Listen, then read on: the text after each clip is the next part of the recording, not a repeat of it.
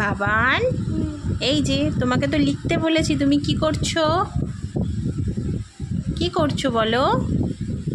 আবার বই খুলছো কেন? তুমি তো এগুলো নিজে নিজে লিখতে পারো। এখান থেকে পড়ো, পড়ে পড়ে লেখো। পড়ো, প্রথম থেকে পড়ো, কি কি লিখেছো বলো।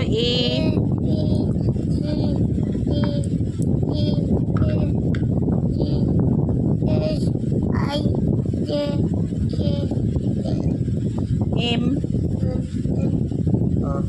তারপরে পি হয়। এই তো মনে পড়েছে। পিতে কোন দিকে ঘোরে বলো, পি কোন দিকে ঘোরে মনে করো।